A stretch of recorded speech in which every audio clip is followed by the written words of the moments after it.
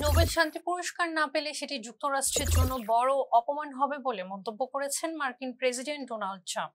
মঙ্গলবার শীর্ষ সামরিক কর্মকর্তাদের সঙ্গে বৈঠকে তিনি এই মন্তব্য করেন বলে জানিয়েছে সংবাদ মাধ্যম TRT world. Will you get the Nobel Prize? Absolutely not.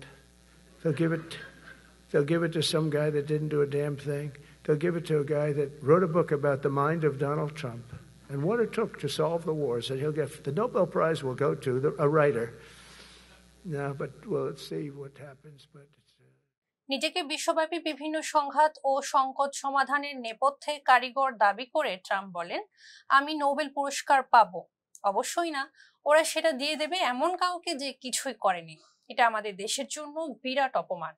Trump বৈঠকে অপরাধ ও অভিবাসন সংকটকে যুক্তরাষ্ট্রের অভ্যন্তরীণ যুদ্ধ আখ্যা দিয়ে ডেমোক্র্যাট নিয়ন্ত্রিত কয়েকটি শহরে সেনা মোতায়েনের ঘোষণা দেন। তিনি বলেন, আমরা একে একে সেগুলো ঠিক করব, আর এই কাজের বড় দায়িত্ব নিতে হবে আপনাদের অনেককে।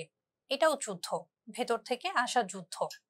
প্রতিরক্ষা মন্ত্রী পিট হেগসেথের উদ্যোগে আয়োজিত বৈঠকে ট্রাম্প জানান, তিনি সেনাদের জন্য একটি বিশেষ কুইক রিঅ্যাকশন ফোর্স গঠনের নির্দেশ দিয়েছেন।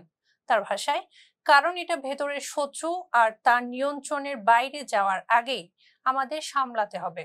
এ সময় তিনি সংবাদ মাধ্যমের সমালোচনা করে সাংবাদিকদের অসম্মানিত ও ঘৃণ্য ব্যক্তি বলে আখ্যা দেন। ট্রাম্পের এই মন্তব্যের পর মার্কিন অভ্যন্তরীণ নিরাপত্তা নীতি এবং গণমাধ্যমের স্বাধীনতা নিয়ে নতুন করে আলোচনা শুরু হয়েছে। ফিউজ দ্য পিপলের সঙ্গে থাকার জন্য ধন্যবাদ।